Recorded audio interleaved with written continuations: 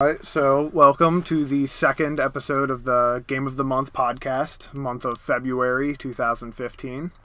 My name is Robert Lauer. I am a sophomore game design student at the Cleveland Institute of Art. I'm Cameron Dan. I'm also a sophomore student at Cleveland Institute of Art.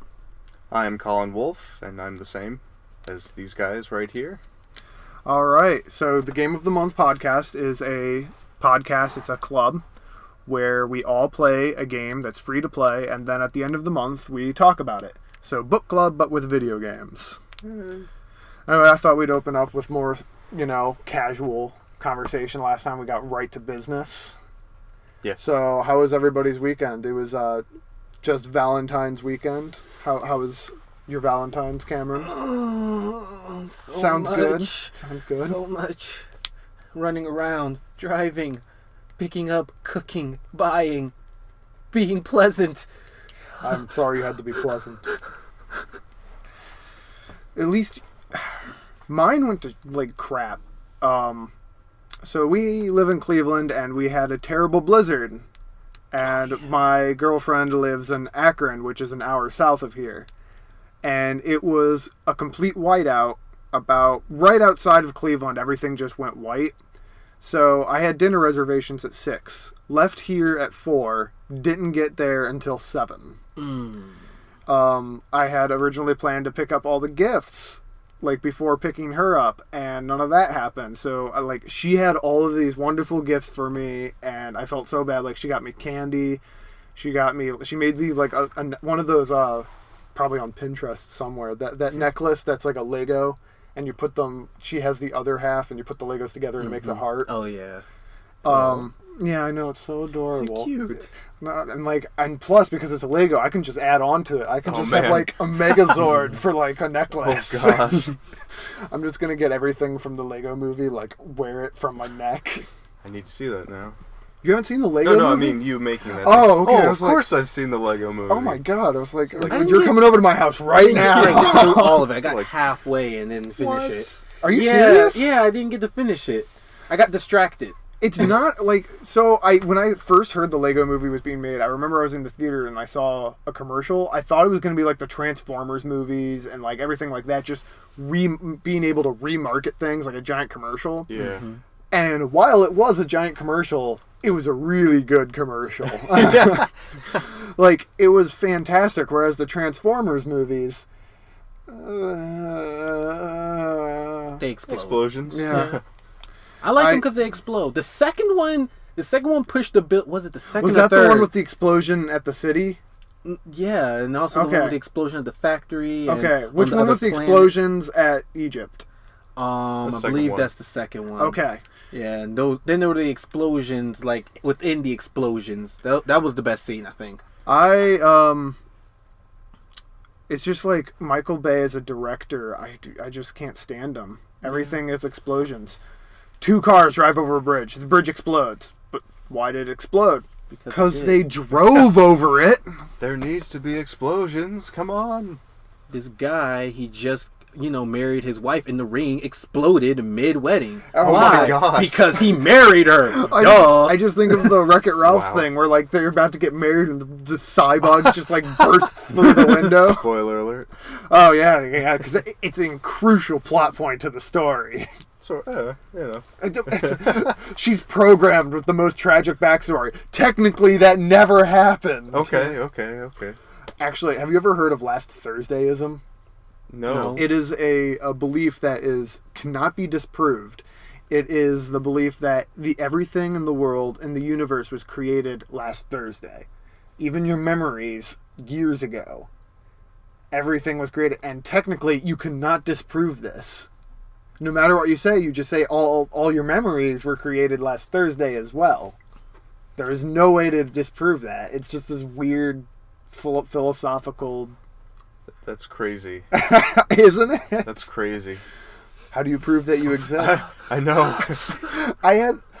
Final Fantasy IX was one of my favorite games growing up, and one of the game characters, Vivi, he has an existential crisis where he says, how do we prove that we exist? Maybe we don't exist. Because he realizes that he's just a doll. Oh And gosh. there are like others like him that don't talk and like have no soul, and he wonders what he is. And then like this is 4th grade. I'm like, how do we prove we exist? Maybe we don't exist. Crawl and then- into a ball and lay on the floor. But then it was Trying like to 3 days cry later, a lot. I actually figured out like, wait, I'm a thinking, breathing human being. That's all that matters. And then like years later, I find out, oh, that's what they mean by I think, therefore I am. Mhm. So when I was like 10, I figured that out without Oh, anyone gosh. telling me. I felt, and like years later, I was like, that was like my crowning achievement of being smart when I was little. All right. How was your weekend? My weekend? Oh, well, I'm single, so that was cool. Not for long. Yeah. Oh, yeah, geez, weird. Okay. But, I usually work on the weekends, but I requested off for Valentine's Day because it was a friend's birthday party. Okay, I thought you were like, Birthday I'm party. single, but I'm gonna use this as the best excuse ever. I was like, oh my god, why? Like when I was single, why didn't I do that? Oh my He god. requests off for Valentine's Day, goes and buy the Happy Valentine's Day to me cake, sits in his room, eats it slowly. Oh my I'm god, not saying I didn't. There's a do real that. cake. no, I I saw would, that at Dave's. dude, I would do that. Cake is delicious. He just sits there, looks in the mirror like, I love you. Oh my V Day is gosh. gonna be a me day. Kiss the mirror. Have to clean off the frosting afterwards. This is from our date. Oh gosh. Make a little circle with the frosting. Oh To my the god. cinema thing. Visitors just go, we should leave now, shouldn't we? We should leave. He's like, no, don't go. Why were you doing this when there were visitors? Colin, what is wrong with you? Sorry, man. Can't hold He's me really back. lonely. So how was the party? I mean, it wasn't as much of a party. It's just a small gathering of people playing board games. I think I saw like a Facebook post and you were tagged in it. Yes. And then you weren't in the picture, and I was really Yeah, exactly, confused. exactly. Like, everyone was in this picture except for It you. was taken like an a hour vampire. after I left. that I don't know. It was. I've had those moments. So I play an Irish sport called hurling. Everybody should look it up. I said hurling, not curling. This involves no ice. It is an Irish sport. Anyway. It's beer. It's an Irish sport. Exactly. Our team has a motto that we are. Oh no, I'm mind blanking. We're drinkers with a hurling problem. Oh my gosh. Yeah, we go drinking, but we have a hurling problem. And so, anyway, we play the sport, and every time there's like a tournament or something, I'll go to the tournament, but I have to like leave really early. And what ends up happening is I miss the group photo Oh. or things like that. So I'll score a goal or something like that, and I'll actually do something, and people congratulate me, which feels great. And then I'm not in the picture, and that's the one they put on our page and everything, Oh, and that's the one no. that's in the newspaper, and I'm like, There's no proof that you exist. every single time. I think I'm in like 3 photos, and then every other photo, it's like you see those funny sports pictures, Yeah. like LeBron like shooting something. He's like his like lips are like flying all around, Yeah, his something tongue's like out that. and everything. There's not a single good picture of me that makes me look like I'm knowing. But it's not like they make me look ugly. They make me look like I don't know what I'm doing. There's one where I'm like staring at the ball as it's coming towards me, and like my friend is in the background, and he's just like he has his face like, what the fuck are you doing? Like he's like, catch the ball. It's like I did catch the ball. With my face. Oh I god. did that once too, and I prevented a goal. Ooh. Well, congratulations. Yeah. I caught a ball in my face too. It was because I was running to home base. Needless to say, I was out. You know, if anybody ever, I want to know if anybody in baseball has ever caught the ball with their mouth. Like if is there a baseball guy in the Hall of Fame for like Big Mouth Johnson or something? Oh my gosh. Not the name I should have used. Their dentist will hate them. Big Mouth Johnson has nothing to do with baseball. Oh my. Oh my. Please don't look that up on Google. If you know, look leave it your up, keep safe safe shirt. search on. Yeah, keep it leave- on. leave- Just keep it on. Now I want to look it up. Oh no. Actually, Don't. Pulling out the phone. Our devices. See, I can't do that on my phone. I have Me either. a crappy phone. Pay as you go. Well, not quite that crappy. Yeah. Something else that we can talk about, even though God, it happened 4 or 5 weeks ago almost. That's It was almost like- a month. Yeah, it was 4 weeks ago. We all attended Global Game Jam, and we all participated and made a game. Colin and I were on a team. Cameron was on a separate team, and screw him. Yeah, Doing your own thing. Yeah. I was working on my solo career. Austin Oh my from the gosh. last podcast was also on Colin and I's team. So I thought we'd all talk about Global Game Jam, seeing how this is a game podcast, and I feel like Global Game Jam was quite the experience. Oh, and it was also all of our first Global Game Jams. Good stuff. Yeah, it was exhausting, but it was weird. I was never tired. Should we explain what Global Game Jam is? That would probably be good in Yeah. case people don't know. So first, a game jam. I just wrote a article on surviving game jam, and Yeah. I did all of this. Anyway, so a game jam is an event where people gather and make a video game in 48 hours based on a theme. Global Game Jam is the largest of this, and there are locations all across the globe where people all take part in it, and there's a theme that's announced, and every location has the same theme. This year's theme was What Do We Do Now? They have a tendency to come with some really cryptic themes. Oh, yeah. You expect something like survival or things like that. Like Ludum Dare is another game jam, and that one's for single people instead of teams. And their themes are often like 10 seconds, two double connected worlds. But Global Game Jam has an image of an Ouroboros, the sound of a heartbeat, Yeah. and then we have What Do We Do Now? The image of the Ouroboros, I saw a great video, and an Ouroboros, if people don't know, is a snake eating its own tail, circling around. So someone made Snake 2, the sequel to the popular game Snake, where you eat things and then you get longer, and if you hit your own tail, you die. But Snake 2 was something like a giant snake flying through a city with jetpacks and shooting lasers at weird monsters and stuff with heavy metal in the background. I might be off. There were so many jarring things in that video. I'm not sure what it was anymore. But yes, they made Snake 2. So there are quite a lot of comedic games, but there have also been some great games that have come out of Game Jam. None come to mind at the moment. Yeah, so many great games. I think it's not Evolution. It might be a game where you go from 8-bit to 16-bit to modern day, something like that. I believe that came out of a Game Jam.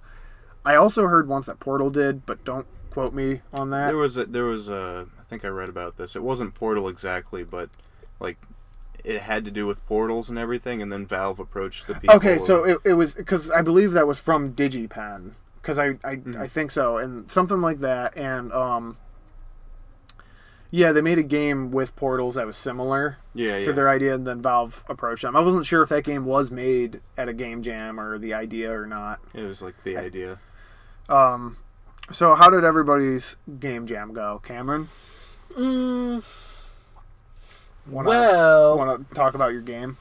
Okay, well, our Game Jam was pretty successful. For one, the game that we created on my team was called Fuzzy Climb, and it was about a lint ball trapped in a purse, trying to get to the top of the purse. And we got to that conclusion in an interesting way. We kind of just started throwing ideas out and writing them down on paper. Yeah, I was about to ask you, the theme was What Do We Do Now? Yeah, when I did that, I put that in the sense of how I designed the level, because a lot of times when I would watch other people play it, they would get stuck at the most simple thing, saying, I can't get to the next jump, what am I supposed to do? And I'll just smile and be like, you could try, just keep walking right. And then they'll keep walking, and they'll be like, oh, and I'm like, yeah. But it was pretty interesting in the sense that the other ideas that we had were easier to get to that do we do now, as opposed to the one we came to, but honestly we enjoyed our final idea a lot more. It hit home a little bit more, just given the fact that the idea was based on our artist's purse, because her purse was atrocious. And it was just an interesting experience altogether. Yeah, I have to say, Game Jam, if you're interested in game design in any way, and you have a skill as an artist, a musician, a programmer, or anything, even just design, go to a Game Jam. It's a great way to meet people. It really tests yourself. A few AAA companies and even small companies do their own personal game jams to strengthen team relationships. We met a lot of people there. Mm-hmm. We had a guy do our music called my boy Ian Fallier. I hope I'm pronouncing his name right. Yeah. But he did a lot of the musicians at our location tended to all be freelance, so they did music for a lot of people's games. Mm-hmm. He did something like 8 songs for 8 different groups. Wow. Oh yeah. And they were great, though. Yeah. Ours was really cool. So Colin and I's team, 3 Inches of Awesome. 3 Inches Awesome. Yeah, I'll talk about how we came to that team name in a little bit. But our game was, what do we do now? What do you do when you don't know the controls to a game? You hit buttons until something happens. So we made a game that could only be compared to Twister meets Mario, where we made a 2-player game on the keyboard, and every time one of the players gets hit, they restart the level, and the player that got hit loses access to one of the keys on the keyboard. So the next key that's pressed becomes their new key. So the controls were WAD and IJL. So if you got hit, you lose your W key. That's no longer your jump. The next key someone presses becomes your jump. Now someone could press one of a key on their side, and now U is your jump, but your left and right are A and D, things like that. And every time. And if you get below 6 keys, you just lose. It's game over. And we went with like a 1960s feel. Yeah, psychedelic and everything. I was super happy about because the other one we were playing around with was like a Viking theme. Yeah. And it's just like... Glad we didn't go with that one. While we could do some cool colors and Yeah. appearances and stuff with that, it's just like... we see so many orcs and goblins and It's a little everything overdone. nowadays. Yeah, so it was like 1960s, and plus I knew I loved the music. Mm-hmm. We weren't gonna have traditional Nordic music or anything. We were gonna have some crazy psychedelic Yellow Submarine music, and we did, and I love it. Oh yes. But Game Jam is really stressful, but a lot of fun. I think you got the least sleep out of all of us. Yeah, I got 2.5 hours of sleep over that Max? weekend. Max? Yeah. completely? The main night. Wow. The main night. I finished. Oh yeah, I was the programmer for our team. I'm not traditionally a programmer. I can, but it's just how things worked out. Colin was one of our artists, and the other 2 were also artists. And then Ian Fallier was our freelance musician. Oh, I should probably talk about our team. I did for our game, I did the programming and level design. We only had one other artist who did pretty much all the artwork, backgrounds, animations, and voice work for some of the sound effects. And then Some of your sound effects were... they were Kay's voice, yeah. Oh my god. Our jump, our squish sound, and our hit were all her making sounds into the mic, which Dave Those- warped into sound effects. He would have had to warp them because those didn't sound like... They didn't sound like anyone's voice, yeah. Because I've tried to do that before, and I didn't warp it. I was just like, what sound does Mario make when he jumps? Boop! And I played it, it's like, that sounds ridiculous. Yeah. That's going in. And our sound developer, his name was Dave. He did background music, and he did all the sound effects, which included turning her voice into sound effects. So yeah, our team was only 3 men deep, pretty much, and it was called Pixel Deity. Do you want to rephrase how you just said that? 3 men. Oh God. I wasn't even thinking about. And Big Mouth Johnson. 3 men deep and Big Oh, that reminds... So, putting those 2 together, we get the 3 Inches of Awesome, our team name. Yeah. So... Oh no. Oh gosh. So, I don't know why, but on the car ride there, we started talking about the space in between a male's junk and his butt. And all the names for it, like the Grundle, the Taint, the backboard. Somehow we got to... Wow. somehow we got to 3 inches of awesome. And I was kept from saying the word. I'm not even going to go there. I was the one who said we should keep this PG, and here I am. But you know what? Right. This is a college podcast. Yeah. I couldn't say penis. Whoa. It's just- Oh, come on, man. That's uncalled for. I've had it on a scale of 6 to 7. I've had it up to here with you. What is that? 6.7? They can't even see my hand, so it's even weirder for them. Exactly. Flash a picture of your hand here. Right? On a scale of to blah, I'm a solid. I don't know if that's racist or not. I don't know how I could be more clear. Okay. Yeah. Anyway, yeah, we did not get much sleep. I got about 4.5 hours the first night. The second night, it started on Friday at 5 o'clock and ended on Sunday at like 6 o'clock. Yeah. We got done early though. So. Yeah, I was able to get all the crucial programming. I still have all the art assets. We didn't get to implement a lot of the mechanics that we wanted to, and that's just how Game Jam works. Yeah. And there were a couple things where it's like, oh, there's this weird bug in the game. Mm-hmm. Wait a minute. Now it's not a bug. It's a feature. Yeah. Oh. Oh, it's a motion. Oh, okay. Lights just went out. Yeah, so. lights went out in the room behind us. Oh. There's a window, and we were kind of spooked, like someone was in there. Like I'm sitting right by the window, and I keep turning around, like someone's gonna be staring at us. Well, I have. And I'm like, I'm the closest by the door. I have night terrors of like black windows. No offense, Cameron. Oh wow! I'm a human. Let's start there. The dang windows. But no, yeah, like I had a dream when I was really little that like windows when it's nighttime they're just like pitch black and you can't see anything out. But when someone like presses their face against it, you can see just their face.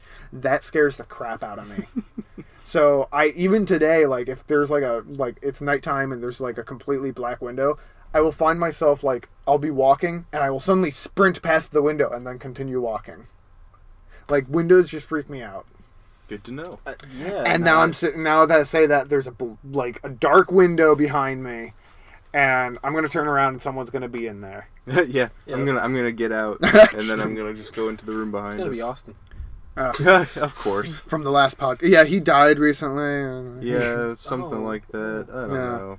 I mean, I haven't seen him in like 6 hours, so it's all we can assume. It's actually been like a day or so. Oh no, I haven't seen him in a while. I haven't seen him since Thursday. No. Is he in our graphic? No, he's not. He's not in our graphic. Yes, Yeah, he he's is. in our graphic He design. is. He's in Thursday. all of our classes. I forgot. Oh yeah. Are you in the? You are in the graphic design class. Yeah. Yes. It's I can't remember oh who's my there. god. We all oh have my the same god. classes. It's like we're all in the same major or something. Weird. Oh, sorry. I didn't know you were in the class. I forgot. Garrett. What? His name isn't Garrett, is it? Who's Garrett? Are you talking about our teacher? His character in the. His character's it's name is Glenn. Glenn. It's Glenn. How could you forget Glenn from the Oh, amazing man. game of Bee Chaser Extreme 3? 1, 2, and 3. Okay. He's the main Here, protagonist. Ubisoft Alright. is producing the fourth. We're getting sidetracked from our sidetracking. Yeah, I know. Weird, right? Crazy. So, Just follow this roller coaster. something about black... Oh, right. So, sleep. Yeah, I only got like 4.5 hours of sleep. I brought an air mattress and me and Colin took turns, but it was like 9 o'clock in the morning by the time you got to bed. Well, yeah. And everybody was already up and like active, so it was hard for you to sleep. Well, I had tried to actually go to sleep when you were asleep. Went to one of the chairs and like I pulled my hat over my eyes and just sort of like laid there like a mummy. It was Like a G. I laid there for about a half hour and then after a while I'm just like, no, this isn't gonna work. So then I Yeah, went and played Wasteland 2. Luckily, it was probably around 3 o'clock a.m. on Sunday. I finished all the major programming of the game, so I was like, you know what, we can go home and sleep. Yeah, Because you're typically supposed to do all of the work at the location of Game Jam. Yeah.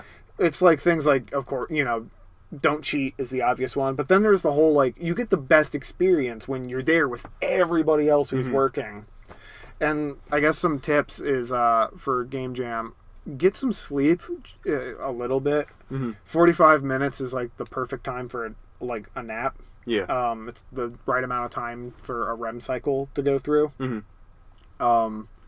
Take some of those. Take breaks. Like, I walked around a lot and looked at what other people were doing. I helped Cameron with a couple things in the game. Yeah. They had snacks there and stuff. Yeah, so many they usually snacks. have snacks there, but I brought some because I wasn't sure what they have. Like, I was worried, like, what if all they have is junk food? So I Yeah. brought, like, apples and also apples really keep you awake. Mm-hmm. So that might be the reason I was so like focused. Yeah. But also I realized maybe if I had gotten more sleep, I spent about 4 hours on a function in the game. It didn't work, and then I realized that it did nothing for the gameplay. I was designing a feature in the game that when the game starts, each player chooses what controls they start off with, and it was in an order, and I was like, this is weird, but it was like, the first key they press is their jump key, next key left, right, and then with the other player. And it was kind of weird because things weren't setting right. And then I realized, why do I even need this? I'll just give them the same keys at the beginning, and they just lose them and can't use them again. And I don't know why I did that. It turned out all right. Oh, it turned out all right, but it sucks that all that time. It was like, I think it was just because I was tired and I wasn't thinking. Mm-hmm. I mean, I just wanted to get that done, so I was just glued to my work. Yeah.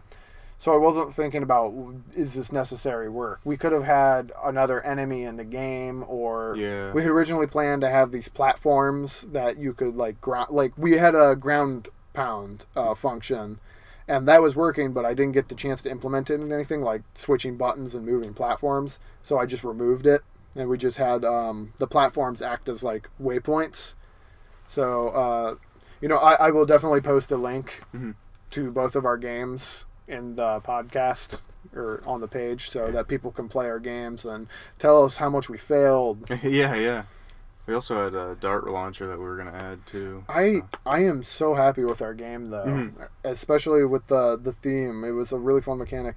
Though, like, no offense to people there, I feel like some people like didn't do their really think of the theme. Yeah. They were just there were at least 5 games there that weren't technically games. Oh yeah. And that's not a problem because a game is just it's a media to create an experience. So there was it wasn't No One Gets Left Behind. It was something like that, and it was the Two Brothers one. The one where like the 2 genders are randomly generated. It was 2 players. Siblings. The camera is focused on 1 player, and if the other player gets outside of the camera, they're just gone for good. Yeah. And they don't come back, and it was kind of like, don't leave them behind, but they're getting sicker over time.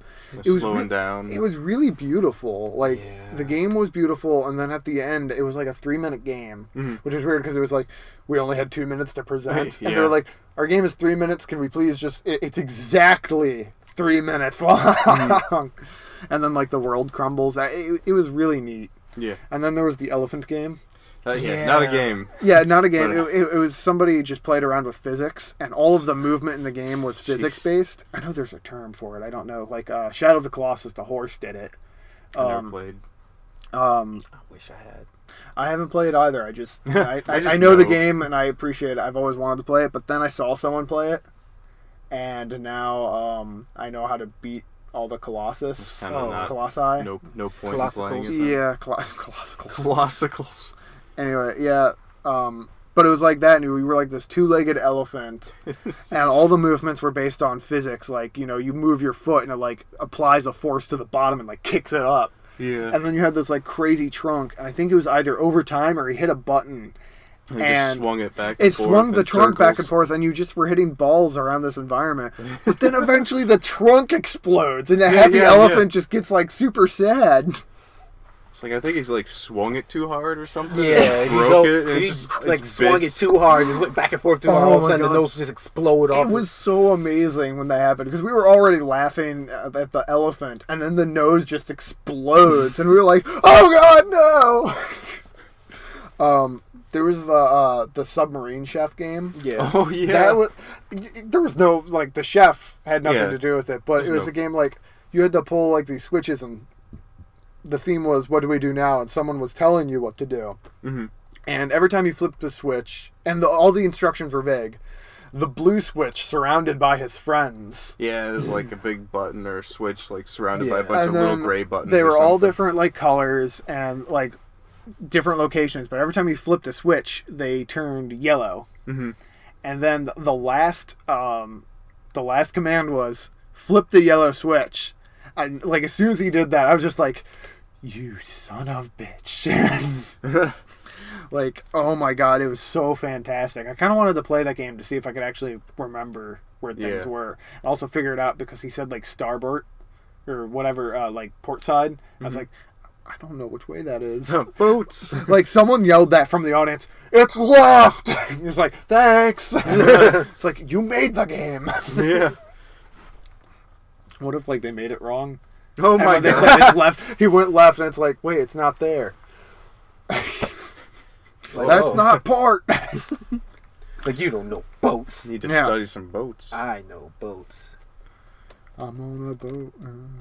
It's one of those song things. Someone says boat, and all the guys Yeah, think. Yeah.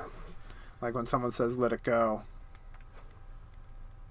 We're not gonna sing it. Oh, And we're not. everyone farts at once. Let it go. You wanna go? You wanna go? We're super mature I'll here. take you outside right now. You wanna You go? look like Danzig, What? Who do I look like? the main singer to that band Danzig. I don't even know what that is. Never heard You of have it. to look it up. You're making you have up to look them words. up. No, I will look them I don't up for you. believe It just you. hit me at this one moment.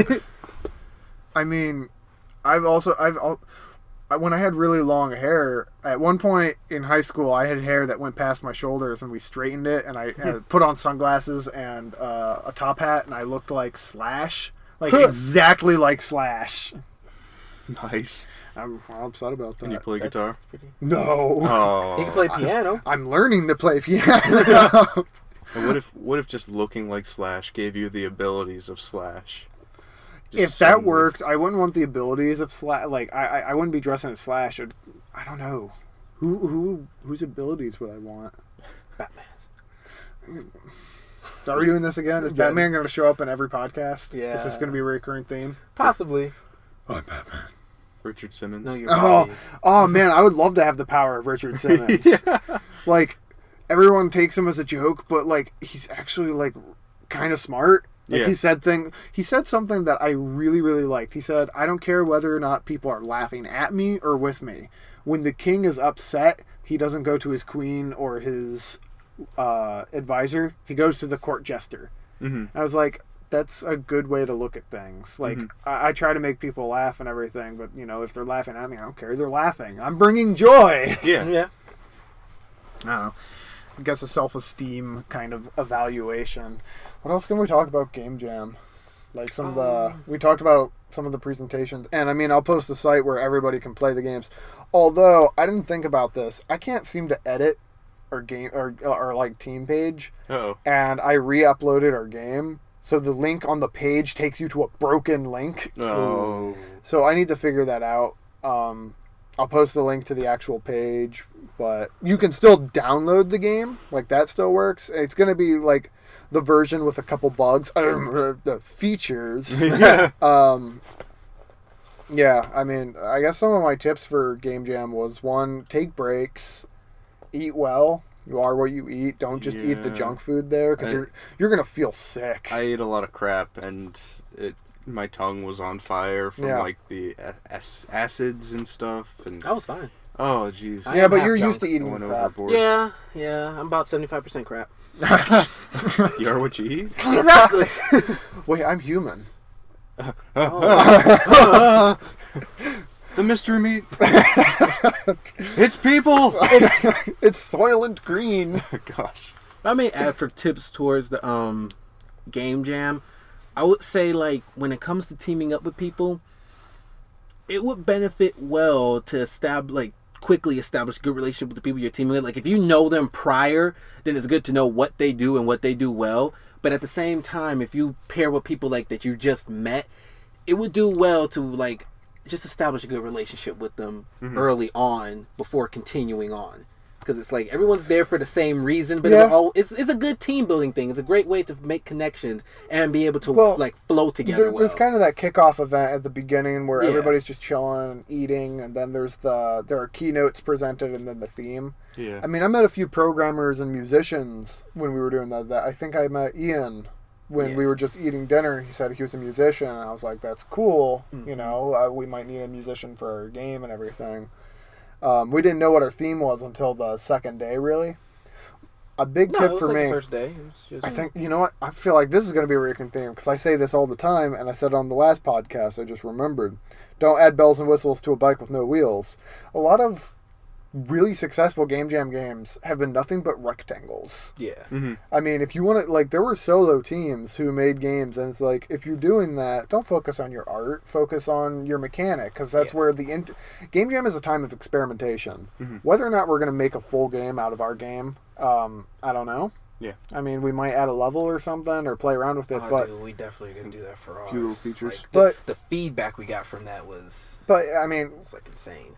You know, it was an experiment, and I'm very happy with it. But, you know, there are so many other projects I'm working on. Yeah, it's a great time for experimentation. Whether or not it is a good game or not, it doesn't matter. There were some terrible games up there, but it was like, that's an interesting concept. There was the one where, like, all their, like, they had infinite ammo, but it was like well, not infinite, I guess. Every time they shot, it, like, took a certain amount of money. And each player shared the money. And every time, like, a gas container was broken, the cost went up. Yeah, and that was interesting. I don't know why they made it a side scroller. Yeah, that didn't work out very well. I think a top down would have been pretty awesome. Oh yeah, much better. Yeah, it would have been neater and a lot easier to animate too. Because it was clear they didn't have like a really great artist for the animations because they were very stiff. I don't think they actually did animate. I think they just moved around, so they could have just been rectangles. Mm-hmm. But that's the thing, like, make sure your programmer can kind of get to work. On our group, we knew right away that we wanted a side-scrolling platformer kind of feel. So right away, we didn't know exactly what other mechanics we were doing, like with the keys. But right away, I started working on, they need to move left, right, jump. How high do I want them to jump? And things like that. So I designed the character, which is good. If you're ever getting into level design, always design your character, your avatar, before designing your level. Mm-hmm. Don't make the set of a play before writing the screenplay. You wouldn't write the plot to a movie and then make this, or you wouldn't make the set and then make the script. Yeah. So don't let your level design dictate, you know, what you'll back yourself into the wall. But yeah, I got right to work, and then I was working with them. Dry erase boards. Awesome. Oh, yeah. They had, like, the tables and stuff with dry erase. Yeah. Our location had tables that were dry erase boards, and those are awesome. I always want to get the dry erase paint and put it on my coffee table. That'd be cool. I don't need to anymore because now I have a giant dry erase board hanging in my studio. Mm-hmm. But, yeah, so I use that and whenever I do group projects and when I'm just writing down things and groceries. But dry erase boards are so useful for group and design. Mm-hmm. Like flow charts for programming and everything. Oh, yeah. Did you not use a... No, we did. Like, okay. but we changed I just locations like halfway in. I thought you were at that same spot, like the... We were at the rectangle table in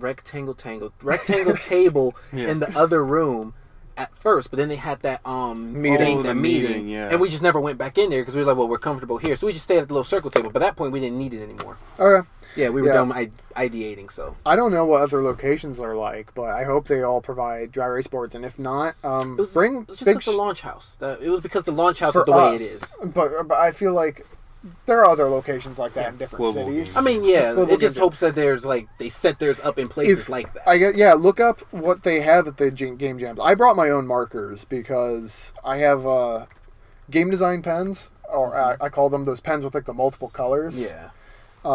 Are great, and I always do, like, blue is players, green is interactables and items, red is enemies and hazards, and black are constants like walls and things like that. So I had the 4 colors for also on the dry erase board. So we had all our ideas, like, are we going to be, for the longest time we were 1 player, and that's how it was designed the game, but then we thought, like, the 2 player, and that was awesome. It changed the whole game, and it made it fun. I'm really glad we went with that. People who were playing it were, like, cracking up because, you know, the game starts off pretty easy because you know your controls, but as soon as one control is lost, everything changed. And then you would just continuously screw up more and more until your keys were something like, I think I had Z, E, like, it was Z, E, O were my controls. Oh my gosh. Because we had run out of everything else, and, like, I was like, what did I lose? So I'd hit buttons, and then I hit a wrong button, and it was like, that's my new button. I had my controls inversed at one point. Oh, man. I enjoyed playing our game. I seemed like other people did, too. It was tough. Tough game. Yeah, and Only got tougher when you kept losing. yeah, it really punished you. I mean, that's the thing. Is this game really going to ever become something like a game that becomes almost unbeatable the longer you play it? You know, until you have to restart. But as an experimental gameplay mechanic to try something like communication between players, I thought it was fun. And hey, we made a game. Even if your game doesn't work the way you want it, you made a game in 48 hours. Be proud. Oh yeah, that is. I mean, you see so many games, even indie games, AAA games, everything. They take years and years to make. of course they're all fleshed out and But still, even just the ideas behind them, yeah. like the pre-design stage will usually take months of just people sitting around a table talking about it. You did that in 48 hours. Yeah. Good job. Yeah, we did it in less than 48 hours for the design. I design. mean, we were able to get some sleep at the end. A little bit. Oh, yeah, we didn't. We took so short sorry. naps, and then once our game... Oh, another thing that interesting happened to our game, our file corrupted at a certain point. It wouldn't save correctly, so I'm like, it's not saving, it's not saving. It gave me an error, so I closed it, and when I opened it back up, when I tried to go back to the file, it was corrupted. It wouldn't open again. So I had to pretty much start our project over from scratch. However, fortunately, we had all our artwork done, so I didn't have to worry about that. Our artwork was on a separate machine, on the separate different files. But I had to redo redo the entire levels. I had to redo all of the mechanics, all of the features. It was literally. It's a feature. It was like 2 a.m. Sunday, and we're about to start. We're gonna present it at 3 p.m. that same Sunday, and I'm like, you know what? Don't fret. Cracked open the monster, chugged it. Oh, gross. Lightning fingers across the keyboard. Before long, we ended up coming out with our end project, and it was like, hey, we were burned out, but it came out great. Yeah, it was stressful, but a lot of fun. I can't wait for the problem with Ludum Dare. I always want to do Ludum Dare, the single. Yeah. It's an internet game jam, but it's always the first week of school, finals week, midterms. I'm just like, come on. It's I there's no way I can do it. If it was 1 week later after finals and everything, it'd be winter break. And I'm like, oh, I'd be glad to do that. Sure, it's still stressful and it's my break, but I mean, I spent most of my break working on video games anyway. Yeah. For that matter, you're doing something that you want to do, you're doing on your own volition. Yeah, so I would say as a game designer and a student, do things outside of school. A lot of people enter the school and, a degree in any kind of art field usually isn't going to land you a job. There are plenty of artists who never went to college and have amazing jobs because they're just great artists. They worked at it. Yeah. I'm an officer. I'm the first lady of the Digital Painting Club, aka the Public Relations Officer, First Lady, for the Digital Painting Club. And we've had a couple artists come in who are amazing. And then they said they never went to school. Yeah. That they were self-taught. And I mean, a lot of animators on YouTube are like that. I know Ego Raptor, he didn't go to high school. He didn't go to college. But he's a really great animator. And you've seen his progress and everything. The advantage of school is, one, the degree. Yeah. The networking experiences, because a lot of our professors here have worked for Disney, other game companies. Bungie. Yeah, we have a professor who works for Bungie. And then you get the critiquing. You get a lot of sessions where you just talk about your games and mechanics and everything and look at each other's art. With the internet, I mean, you can get that, but I feel like people in the art community on the internet try to be too nice. There are the harsh ones. They're either too nice or too harsh. Yeah. Everything I've seen. Yeah. And then you kind of get overwhelmed by artists, but in an environment like this, it's a lot less overwhelming, but it's a lot of work and money and work. Yeah, a lot of work and money. Jeez. But what else have we done lately besides Game Jam? Mostly Game Jam was awesome. So I guess tips to recap: eat well. If you don't know they're bringing fruit or anything like that, bring some fruit. Also, protein is important. Like, if they have peanut butter bars or something like that, something peanut butter, because that's a simple way to get some protein. Frankly, my diet consisted of Welch's snacks, fruit snacks. Whoa. Yeah, I don't think there's really anything in that. Yeah, there isn't, but I love Welch's Sugar? fruit snacks. Yeah. So. And goldfish crackers. Yeah, definitely goldfish. You had like a long pause, like a pause between goldfish and crackers. So it was like, oh, and I ate some goldfish crackers. Just swallow. So wait, are you just calling us crackers? No, I'm calling the goldfish crackers. That's Oh, Yeah. I okay. See, I'm Crazy. overwhelmingly racist Ah, to goldfish. Are you? Okay. just a goldfish. Just a goldfish. I really don't like goldfish. Crackers. Gosh, dude, worst type of people. Gosh. Yeah, if only they were people. Oh wow. But when I did decide to actually get to fruit, I will say the pears helped me substantially. And I don't know why, but I got hyper-focused eating a pear. Well, that's why I was saying apples. Apples don't have caffeine. There's something else in it. It's like the sugars and the juices. Cyanide. Honestly, I can't eat apples that often. I can't eat a whole Is it apple. the skin? Oh, It hurts my teeth, that's all. Oh. So if I Well- eat an apple, it has to be cut up. Yeah, I'm like a baby. whenever I have an apple at home, I usually cut it up. and Yeah, but the pear I was able to Also, bite into. 'Cause apples it's and soft. peanut butter. Oh, yeah. Good stuff. Have you ever Awesome. had apples, peanut butter with raisins on them? I will when I get home because I have raisins, apples, and peanut There butter. you go. Wow, that's Peanut really butter, specific anything's of good. items that you just have at home. I also like. Raisins I killed it. I wanted some food, but I didn't want to make like a full meal, so I just made a giant thing of mashed potatoes. Oh, like I yes. made like cheesy mashed potatoes with like peas mixed in. Peanut butter. I mean, Oh, with actually- peanut butter mixed in. I still need to try like French toast, like grilled cheese. Oh. Like I don't know what it would taste like. I'm curious. I want to try I it just don't think that cheese is sort of the. with cinnamon thing that- toast. No, not really. Like I'm not gonna eat it like a sandwich. It's gonna be like dripping and hot. Oh. I'm Okay. gonna like eat it with a fork and a knife. Well, I mean, I'm it'll curious. still taste the same way. I don't know. I want to try it. Okay. Okay. You do you. Don't judge me. Back to the tips. Back to the tips. Oh right. Talking about food. Yeah. Don't forget to tip your waitress. Well. Oh wow. Rude. Fall over. So other tips. Don't worry. Don't stress out about a bug like I did for hours upon hours. Like move on. I feel like if I would have just moved on and come back, I would have like figured it out. And Yeah. I also would have seen that we didn't need it Yeah. because everything else I had like working. We could have been doing more level. We had one big level in our game, but we had originally planned to have multiple. Yeah. Small ones. I kind of ended up having to do the same thing bug-wise. I mean, Like, me doing that more so was a result of two things. The first one was I had to go to sleep. And when I woke back up, I was able to fix one particular bug. Like, oh, that was really easy. Why didn't I do that before? And our friend is like, because you weren't sleeping.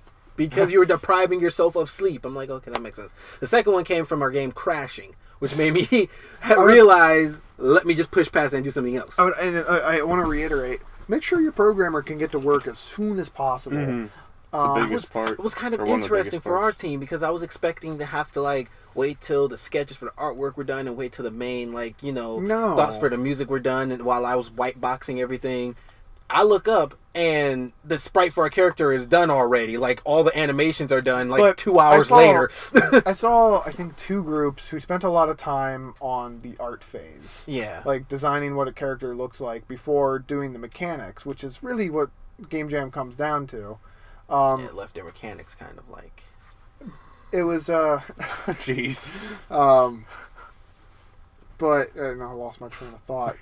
The train has completely derailed, and there were no survivors. Can't Yep. stop the hype train. Oh, I thought that was gonna be him again. It was someone else. Outside the room where we're recording, there's a window, and Austin, who was in our last podcast, keeps walking by and taunting us.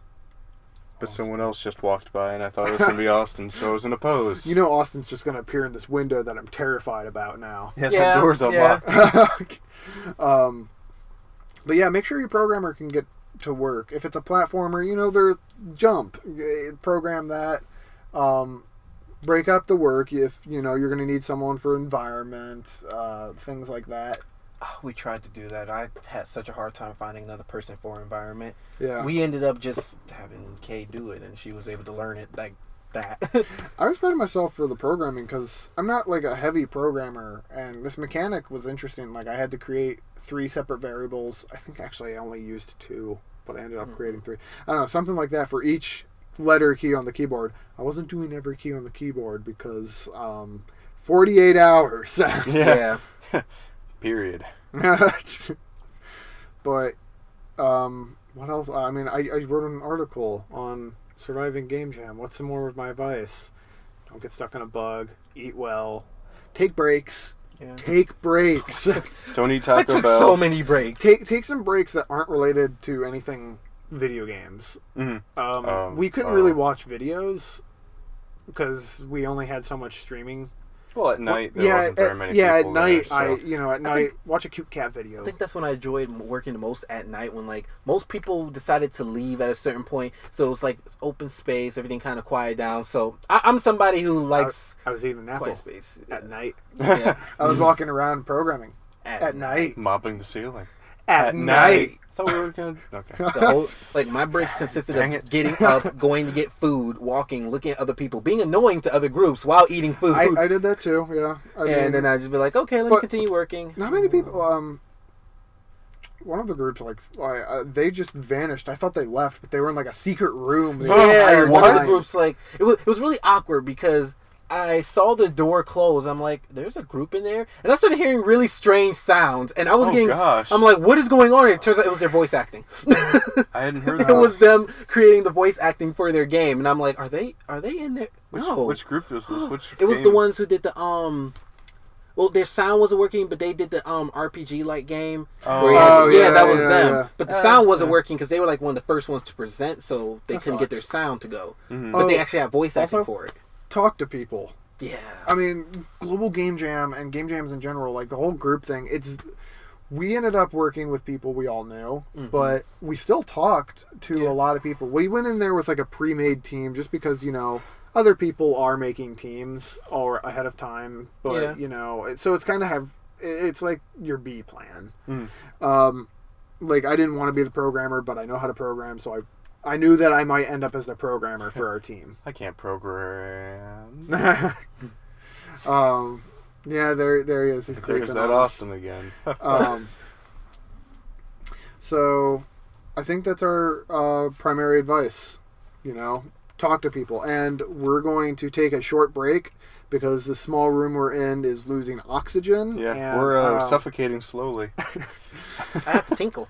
That too. When we come back, we're going to talk about the game of the month, which was SteamBirds. SteamBirds. Colin's excited about SteamBirds. No one else was. Yeah. It just wasn't my cup of tea, that's all. Well, we'll get into that later. Yeah. So enjoy some royalty-free music as we take a short break. Boom.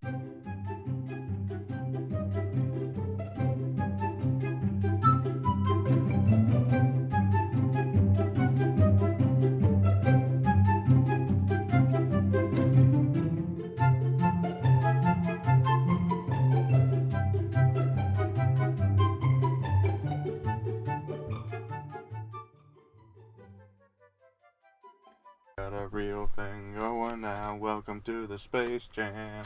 It's your See, chance. we You can dance we at the forgot to. Space Jam. so- All right. So Hey, you. Yeah. What you gonna do? Hey, you. He's gonna keep saying DJ. okay. Come on, let's play. I didn't know that- Welcome to the jam. I didn't even know there were that many lyrics to that song. Oh, yeah, Just little yeah. bits and pieces. It's a It beautiful has song. entire verses. Oh my I just don't know God. them. Yeah. I know the intro and then y'all ready for this? Da-da-da. Wait, what? That's a different song. It's a but completely different song. isn't Yeah. it in the movie though? I don't Maybe. know. I could have sworn it was in that Pretty movie. sure. Actually, It's makes been me a long want to time. play Shaq Fu. No. I heard they might be making a sequel. Oh, they are. making- They they're totally making are. They are? They Yeah. reached their goal. It's the similar. fundraising goal. It's the It's same gonna thing be with like, 3D. what if there's in gaming news, which we'll probably bring into this later. Apparently, the patent or the copyright, something like that, ran out for The Last Guardian. I know. Wait, none of you I don't played know what Last Guardian is. I'm sorry. Oh, for Eco Yeah, and yeah. Shadow of the Colossus. Yeah, it's the third yeah. installment in that series. And they've been kind of working on it. I think they actually have been working on it, but yeah, their patent ran out. and they didn't renew it. So I'm wondering, did they pull the plug on the project, which sucks. Let's make Maybe it. somebody else will pick it up. I don't. No, it's Sony. That is strictly Sony. I don't know. I want to see that game. I want to see that game That happen. sounds so interesting. Like, Well, I love the those concept games. of it. I never finished Eco. Shadow of the Colossus I watched all the way through. I just never owned it, and I never took the time to play it. But man, those two games, like when Roger Ebert was saying, video games can never be art. Mm-hmm. That was the game that people were saying, like, oh, you gotta play this. This is the most art game ever. And I was like, until you play art, man. Oh, rest in peace, Roger Ebert. That actually reminds me. There was a gosh, who was it? I was reading an article, and they were making reference to a psychologist who was pretty much like, it was a long time ago when he was like attacking video games for their content, saying that they were causing issues within children and society, like they would be the reasons for violence and so many things. Yeah. I forgot what his name was. It's a lot of people, but it was like he was really huge. Like he took it to court really big and everything. Is this during the Ronald Reagan era? Like during the drugs and video games? It was about 80s. Yeah, it was about 80s. Okay, that might have been Ronald Reagan era. Because that was when, like, you'd go to the arcade and, like, well, no, that was early 90s. I'm not sure. It was early on in video game life. I'll have to look into that.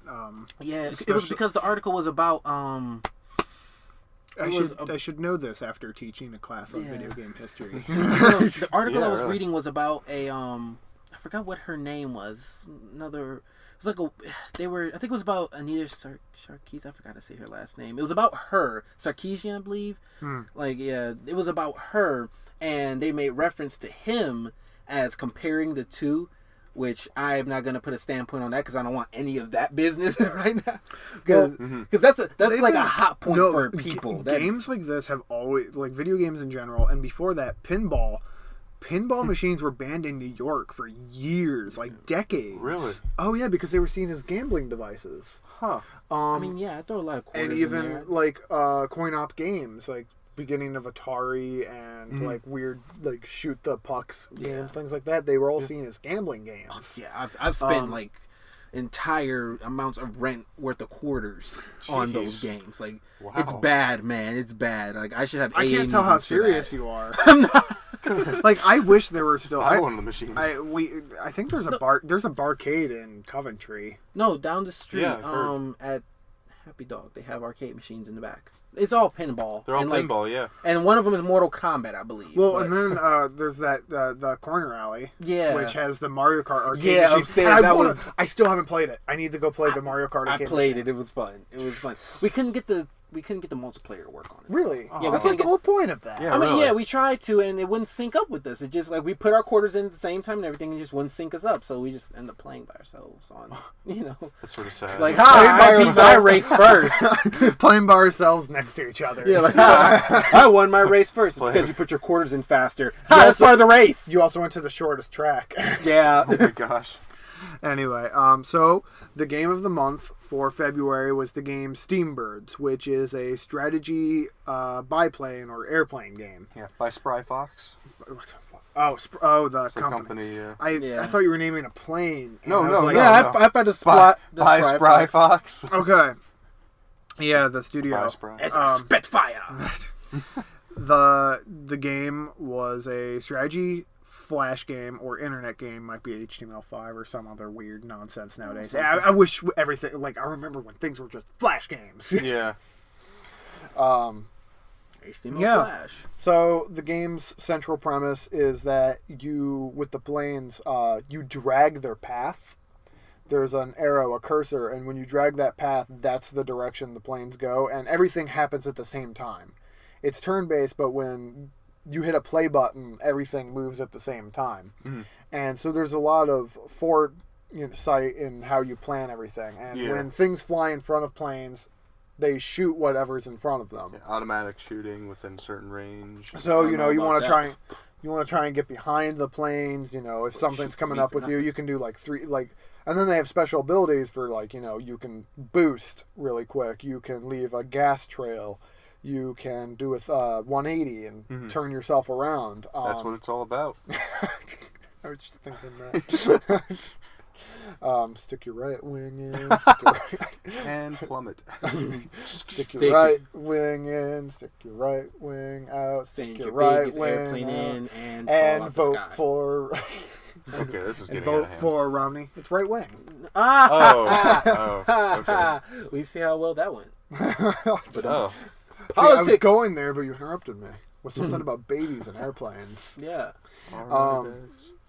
So yeah, I love the concept because in middle school I used to play a pen and paper game in study hall with some friends that we called Bash, and each player had the letters BASH on one side of the paper, and then we would draw a whole bunch of X's in random spots, like grouped together, and those were like islands. And the whole point of the game was you took a pencil or a pen. We usually used the pen because it was permanent. And you would take, like the B, and you would do a really quick motion. No, like, planning it out. It was just quick motion in a direction, quick stroke. And at the end of the stroke, you would draw a little dot. And the whole point was then, the other person would go, was to draw a line through the dot, and that meant you killed that plane. Mm-hmm. And you would take turns, and you can, keep moving them, and whatever one was at the end. And the whole point was to kill everything. And to me, it registers as somewhat like that. There's a lot of planning in it. Yeah. Colin, this was Colin's choice of game, yeah. and this is like a game he loves. He This really is- likes strategy games. Really close to my heart. I've been playing this game since middle school. It's that old? Yes, the original is that old. The what is it? The Survival, which I prefer, is newer. I guess Okay. 2012, 2011. So, but like, I played it all the time in school because our schools would like. After a while, our school system was like, no, you can't go to the game sites on our computers, so we'll block everything. Same here. So go to SteamBirds.com, and that didn't catch it. Nice. So that was like one of the few games that you could actually get around. So I played the crap out of it. I did some of High those school. too, yeah.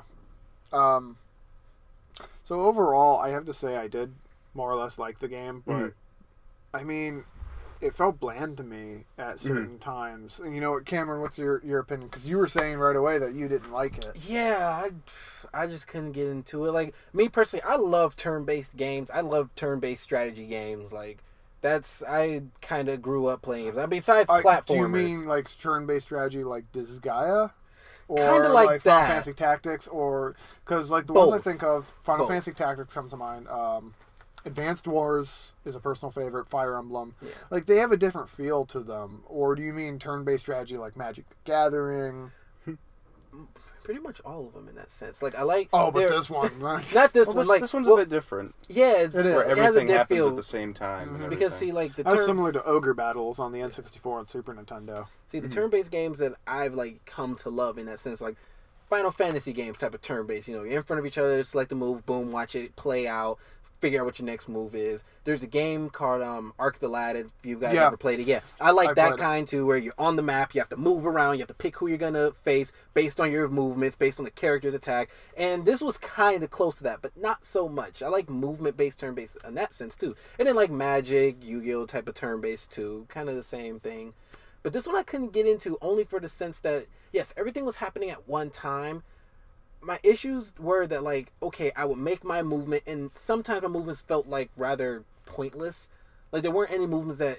I like games where each movement felt like it was necessary. Like, you are playing towards something well. You didn't feel like that? I didn't No. feel like that, because, like, Oh, I'm... man, like, that's when the it whole first game. started... When I Yeah, first started, I'm like, the whole okay, game. here's some planes over there. Well, I guess I better go attack them. Send my plane out there. He would fly over there. He would shoot. Like, okay. Oh, I killed somebody. Let me try and get the item. Get the item. Okay. Well, you're not gonna get the item. And then all the while I look up, everything else is dead because the other planes did. I didn't touch. That was the other thing. I didn't control my other planes. They just died randomly at one point, and I'm alone. That's in the survival, and those are just there to kind of act as a buffer yeah. and like Those kind of things- give you some items in the beginning of the game. They die easy. It was so weird. It was like because I'm like, oh, I have a little army with me. They're all dead. Wow. So there are two modes to SteamBirds. There's the campaign, which I guess is probably the older one. Yeah, And then yeah. there's survival, where you take control of one plane. In the campaign, there are certain missions that have you controlling multiple planes and different kinds of planes with different abilities. So that one feels more like a really planned out thing. Whereas survival is there are random waves, and you survive as long as you can, and you can pick up items. And like the items are the power ups, but one use, but you can stack them.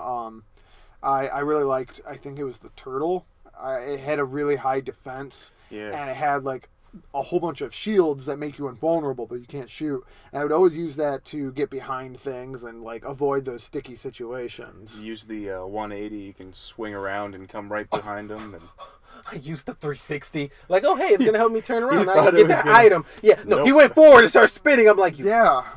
I was just like this. I don't think I ever used the 360. Oh, dude. I mean, it's useful in areas where you're about to like people are closing in on you. I just never ran into that situation. Yeah, it all depends on the plane too, because with survival, there's a whole bunch of unlockable planes. You get like the money and the stuff from playing, and what I really like is each of those planes has a different play style and everything. Some of them are more useless and not as well done. I think the second plane I got was very useless because I'm like, hey, it's huge. It has lots of guns, lots of enemies. Forget that. I have lots of guns. I started playing. I'm like, wow, I am so dead so fast.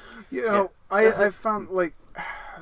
I found they were pretty balanced somewhat, but like, you know, I've played RPGs where when you level up, you can put kind of something in strength and stuff like that. Mm-hmm.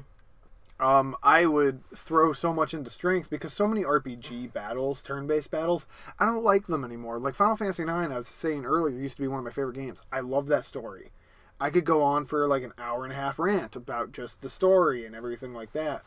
But I do not like the battle mechanics. Even though they reinforce a central theme of identity, random encounters bug me. But it was also, you know, like if you could put stats into things, like strength, a lot of the boss battles, they weren't really hard. They were just long form and made it feel difficult. Mm-hmm. This game, it was difficult at certain points. I did lose a lot of missions. Oh, yeah. And I mean, with short games, that is good. You know, it has replay value. It had the star system. Take as much, you know, you take so much damage. Yeah. You don't want to take damage, and then that's how you get your 4 stars and everything like that. That got difficult. Oh yeah, but some of those were like it was more boring for me, I guess. The campaign? With the campaign, because I know the Zeppelins, the behemoths, those like you basically had to be like, okay, just cycle around and keep going and. It's basically like 10 minutes of just trying not to get hit while doing the same thing over and over. I had an issue with that too, with the behemoth, which are the Zeppelins, the blimps, and their weak spot is in the back. Yes. And I always was able to exploit that, and it just became like endless cycling around and shooting them in the back for like 10 minutes, because they had a high health, but if you got into the back, they couldn't hit you. Yeah, that's why I prefer the survival mode. There's a more random to it. Yeah, they're also a little easier, so you can survive them more. Plus the missiles, those things are great. I mean, I can't get the missiles to work. I really liked the campaign because I loved controlling multiple planes. I felt it felt so much more strategic to control multiple planes. And then, you know, as soon as we started playing this game, I watched the movie from Hayao Miyazaki, Porco Rosso, which is about a pilot who is a pig, and he's like, it's weird story and everything. I love the movie. It's a great story. It's mostly character development, but just watching the whole plane battle and everything, and I'm playing that game, I was like, man, like, why aren't there more games like this?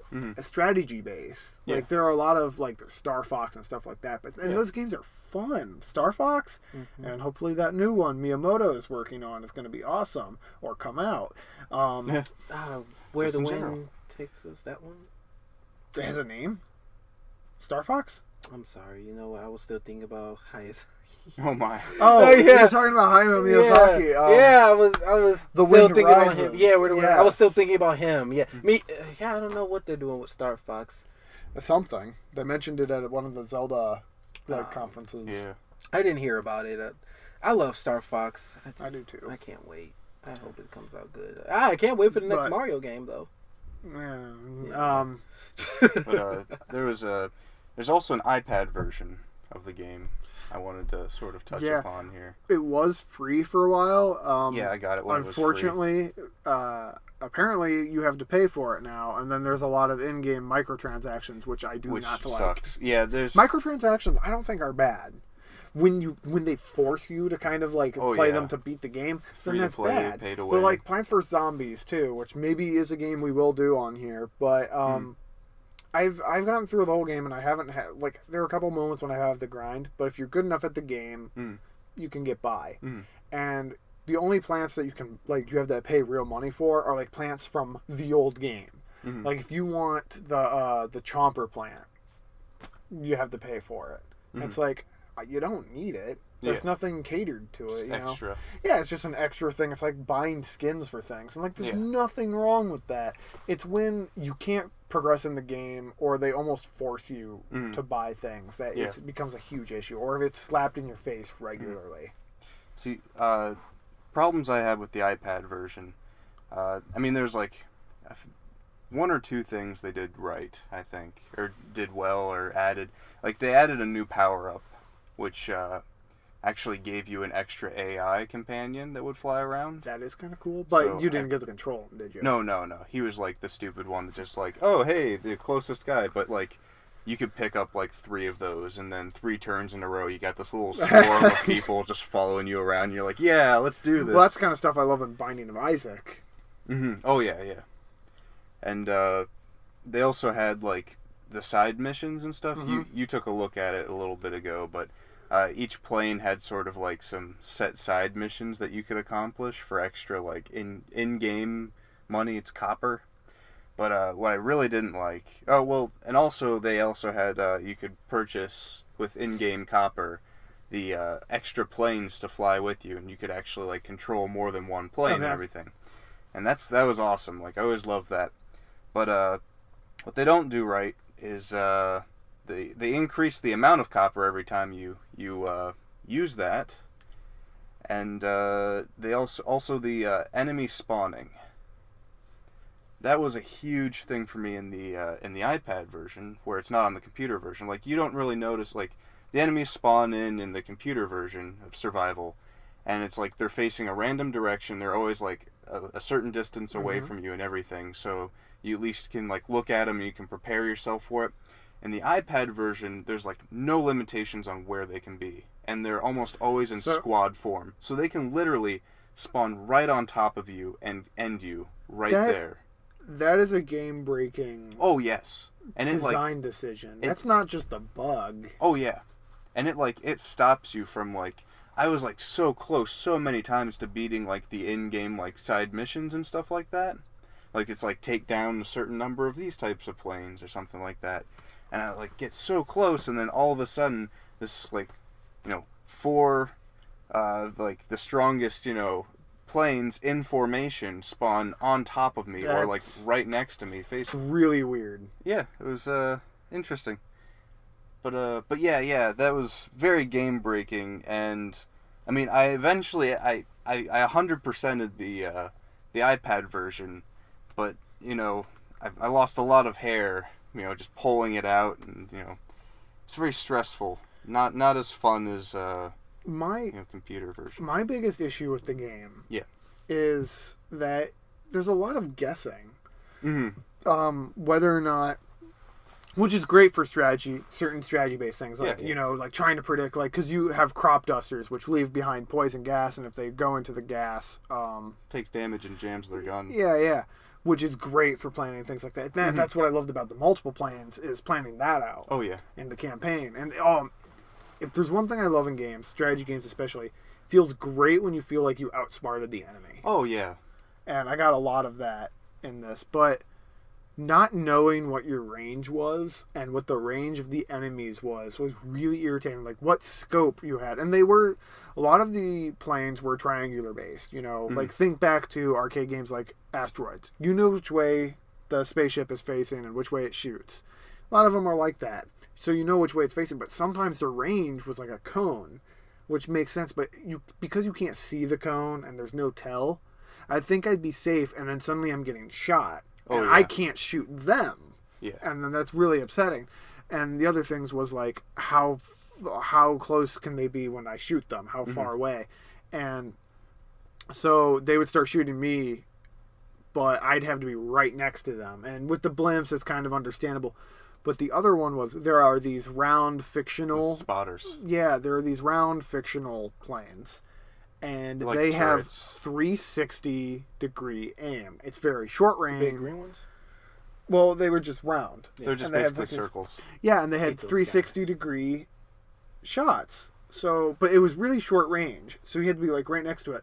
But that was another thing where you found like, you know, just driving into the blimp from the back over and over again, where because they're so slow, you just found yourself like driving real close to it, and then leaving, driving close to it, leaving, because those were usually things you had to leave last. Yeah. But if they grouped together, there's nothing you could do.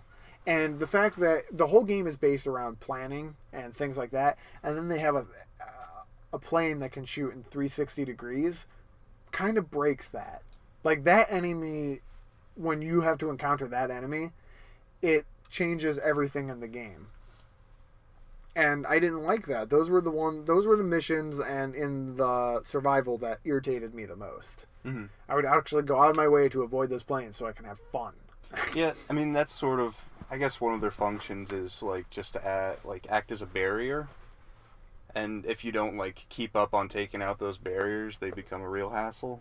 But yeah, I can understand, because there's like some planes, their range is like much lower, and it sort of requires you to play with all of the different planes quite a bit to get more of a feel. Like I've told you, I played this stuff like all through high school and middle school, so I guess I know more of like the general area of where they fire. So it's not as bothersome to me, but I feel like a game where you have to learn through just playing it over time, like in this sense, like that's not really a great design. Like I love this mechanic, and they are supposedly working on a sequel, which is they haven't said anything about for like the past 2-3 years.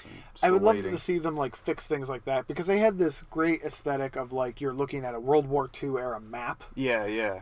And I could see, what if they just had like the dotted line that showed how far you could shoot, or if you could bring up a menu item that showed how far you could shoot. Or if it was just like an option or something, like something an like easy that. mode or something. And then if you do that and you make it more clear, it makes it more reasonable if they added a power up that maybe like extends your range or extends your cone of vision. Yeah, things like that. And I mean, there's a lot you could do with this game.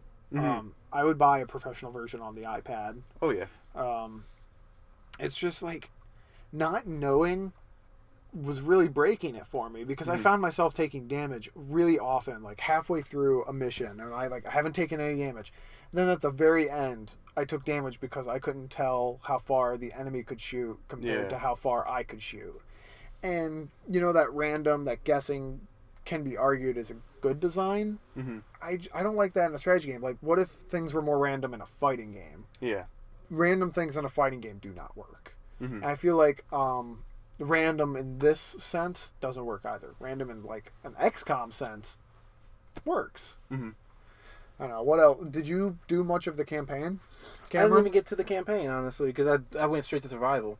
Because the link that I got for it was for survival. So okay. Yeah, I didn't know what the campaign mode was. So, yeah. What else was there about it? You said you liked the story. There's not a whole lot of story. I guess I never really paid attention to it. That's my problem with like FTL as well. After playing FTL like 3 times, I don't even read the text. Like I skim through it and I'm like, right, aliens, fire, yes, no. Yeah. I mean, like, I guess I really like steampunk and stuff, like the whole theme and everything. I love steampunk the whole stuff setting. Too. And the survival is like, it's the Battle of London. Like, you know, all the Axis are, you know, bombing. It's World War II, by the way. I don't know if we mentioned that. World War II. But it's like, you know, the full-out assault on London and everything. And every wave, like, it pops up and it says, you know, Wave 3. And then there's, like, a little bit of text. And it's random whenever it is. It cycles through them.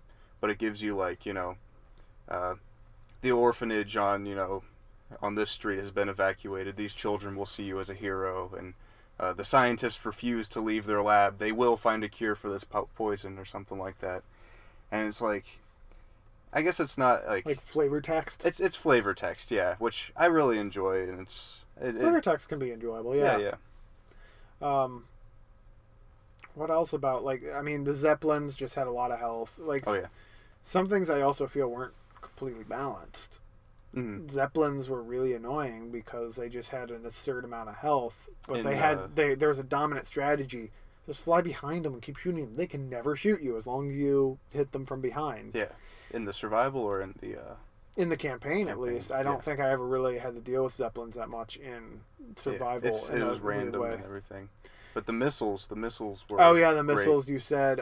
In survival, missiles apparently take kill down Zeppelins half. and it's half. Yes. Okay. So two rocket shots, and you sort of have to. The rockets are a little unpredictable, which I think is fine. I don't know about that, because one, it says it will home in on your target, and if it's random, don't say it's gonna home in on your target. Yeah, it's not very strong homing, and well, at least they're good at distracting the other planes, because other planes will turn to fire at them and everything, but still, it's sort of like a general area. You have to be pointing right at the person, and I wish you could a little bit of prayer. Select which target you were firing the rocket at. Or maybe if there was a specific one for that. There was one plane that I loved because it had a huge defense and a whole bunch of bombs. Oh, so the bombing run. You do the bombing run yeah. and like armor yourself right afterwards. So like they're chasing you, and just when they're about to shoot you, they're going right into all the explosions, and like you're not taking any damage. Like that one was a lot of fun. Yeah. I don't know if you ever saw the Spider. I don't think I did. Spider plane. What I really liked about that was plane. Spider plane does what? Okay. But its main strategy was like it had 50 poison clouds, so you basically spin a web filled with poison clouds, so none of your enemies get lured into it. They never lasted that long though. Yeah, but I mean, if you just keep doing its guns weren't very good, so you pretty much the whole strategy was jam your enemy's guns and have them die in these yeah, the poison gas was a lot of fun. Oh yeah. There's little crop duster planes that don't shoot you, and just those guys are annoying. But I mean, I found some of those campaigns the most fun. Where I found you found the survival more fun. You only play survival, but I found the campaigns more fun because they were specifically crafted experiences, and I love that.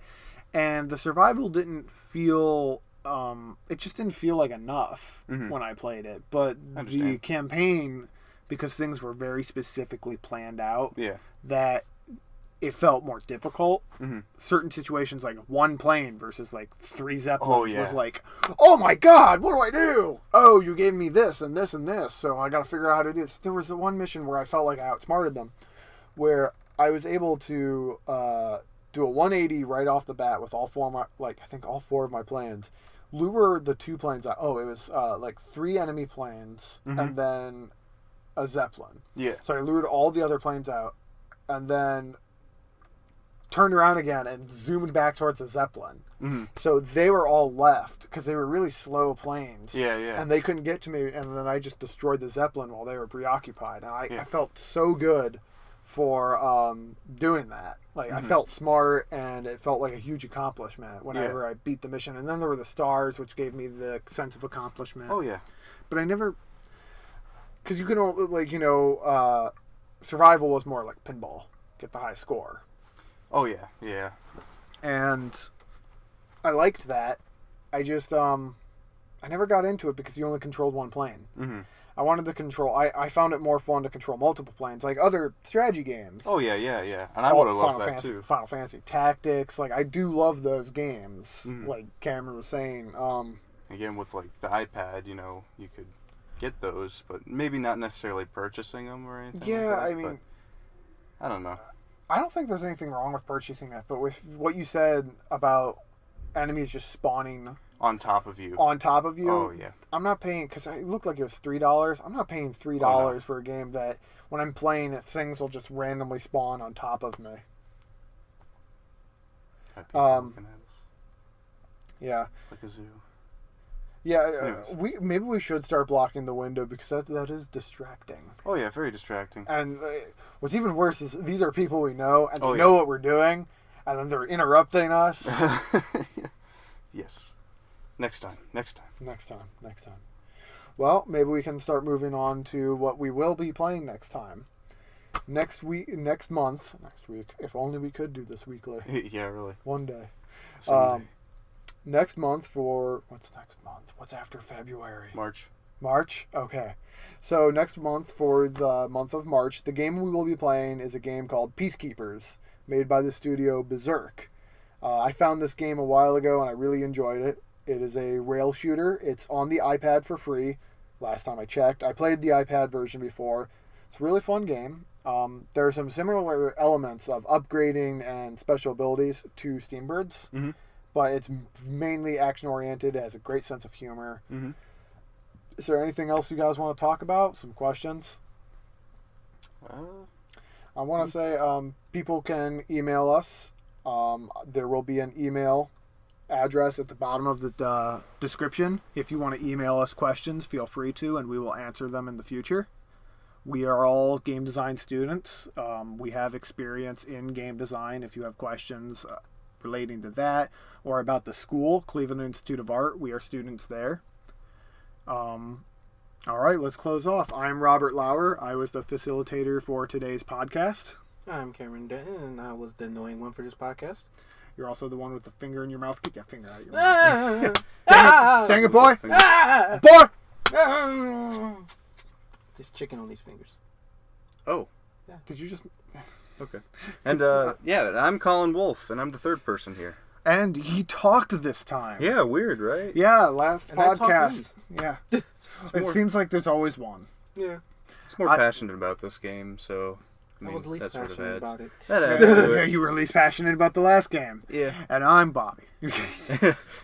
Who's passionate about anything? Yes. And everything. Maybe, you know what, next... How about we, screw it. So, next month, the game will be Peacekeeper. I will post a link at the bottom of the description. Feel free to play along with us, and we will see you next month. Bye. Bye. Bye.